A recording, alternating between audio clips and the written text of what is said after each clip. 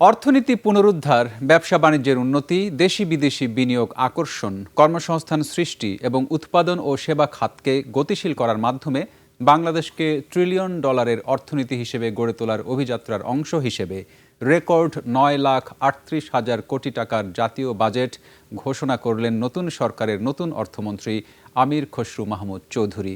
প্রস্তাবিত বাজেটে বেড়েছে আয় ব্যয় ঘাটতির পরিমাণ, বেড়েছে ঋণের লক্ষ্যমাত্রাও।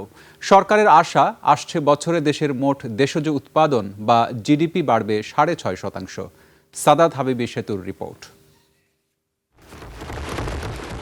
প্রধানমন্ত্রী ও সংসদ নেতা তারেক রহমানকে সাথে নিয়ে দেশের 22তম অর্থমন্ত্রী আমির খসরু মাহমুদ চৌধুরী দিলেন দেশের ইতিহাসের 55তম বাজেট। সেই সাথে 20 বছরের বেশি সময়ের পর সংসদে জাতীয়তাবাদী আদর্শের কোনো বাজেট সামনে এলো। সবশেষ 2006-07 অর্থ বছরের চাইতে এ দফায় বিএনপি সরকারের বাজেটের আকার 13 গুণ বড়।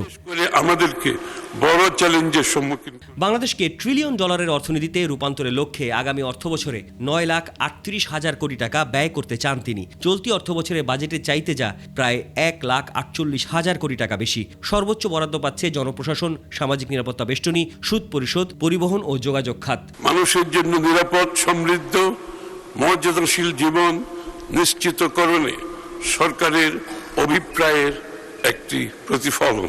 বাজেটে রাজস্ব আদায়ের লক্ষ্যমাত্রা বাড়ানো হয়েছে 20% মতো। অনুদান বাদে 6,95,000 কোটি টাকার রাজস্ব আদায় করতে চান অর্থমন্ত্রী। এর মধ্যে এনবিআর এর লক্ষ্যমাত্রা 6,05,000 কোটি টাকা, এনবিআর বহির্ভূত 25,000 কোটি ও কর বহির্ভূত আয়ের লক্ষ্যমাত্রা ধরা হচ্ছে 66,000 কোটি টাকা।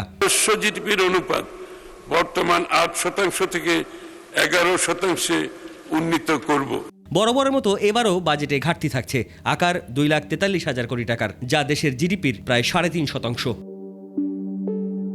ঘাটতি পূরণে এবারও দেশি বিদেশি ঋণের উপর নির্ভর করতে হচ্ছে। বৈদেশিক ঋণের লক্ষ্যমাত্রা ধরা হয়েছে 1,16,000 কোটি টাকা, দেশের ব্যাংক ব্যবস্থা থেকে 1,12,000 কোটি টাকা, সঞ্চয়পত্র বিক্রি এবং অন্যান্য খাত থেকে 15,000 কোটি টাকা পাওয়ার আশায় অর্থমন্ত্রী। এই মুহূর্তে বাংলাদেশের বৈদেশিক ঋণের পরিমাণ 10 লাখ কোটি টাকার বেশি। ঋণ নির্ভরতা কমিয়ে বিনিয়োগ বাড়ানোর নীতি কৌশল গ্রহণ করা হচ্ছে। বিএনপির নির্বাচনী অঙ্গীকার অনুযায়ী 6টি নতুন কর্মসূচির মাধ্যমে প্রায় 1 কোটি নতুন উপকারভোগীকে সামাজিক সুরক্ষার আওতায় আনার পরিকল্পনা নেওয়া হয়েছে বাজেটে। ফ্যামিলি কার্ড, কৃষক কার্ড, মুক্তিযোদ্ধা ভাতা, বয়স্ক ভাতা, বিধবা ভাতা, প্রতিবন্ধী ভাতা সহ সমাজের নিম্ন আয়ের মানুষকে স্বস্তি দিতে সামাজিক নিরাপত্তা বেষ্টনীর আওতায় 1,44,000 কোটি টাকা ব্যয় করতে চান অর্থমন্ত্রী। থাকবে নগদ সহায়তা, খাদ্যবান্ধব কর্মসূচির মতো নানা ধরনের উদ্যোগ। বর্তমান সরকার অন্তর্ভুক্তিমূলক অর্থনৈতিক রূপান্তরের পথে যাত্রা শুরু করেছে। বার্ষিক উন্নয়ন কর্মসূচিতে বরাদ্দ করা হয়েছে 3 লাখ কোটি টাকা। এর মধ্যে 1,90,000 কোটি টাকার অর্থায়ন হবে সরকারি তহবিল থেকে,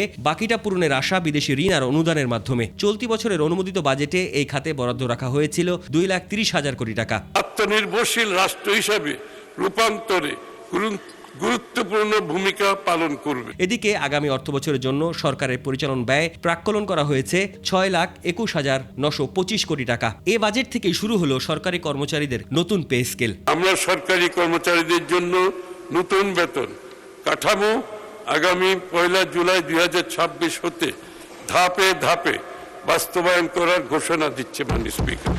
মূল্যস্ফীতি নিয়ন্ত্রণ ও বিপুল রাজস্ব আদায়ের চ্যালেঞ্জ রয়েছে প্রস্তাবিত বাজেটে। উচ্চ মূল্যস্ফীতিকে 7.5% নামিয়ে আনতে চান অর্থমন্ত্রী। আর প্রস্তাবিত বাজেটের সফল বাস্তবায়নের মাধ্যমে 2026-27 অর্থ বছরে 6.5% জিডিপি প্রবৃদ্ধি অর্জনের প্রত্যাশা আমির খসরু মাহমুদ চৌধুরীর। প্রতি বছর বাজেটের আকার বৃদ্ধি কিংবা বরাদ্দ বৃদ্ধি এগুলো নতুন কোনো বিষয় নয়। প্রকল্প বরাদ্দ পাওয়ার পরও প্রকল্পের ধীরগতি কিংবা নিম্নমানের বিষয়গুলো এখন দেখার বিষয় নতুন সরকার সেই চক্র থেকে বের হতে পারে কিনা। সাদাত হাবিবি সেতু, 21 টেলিভিশন, ঢাকা।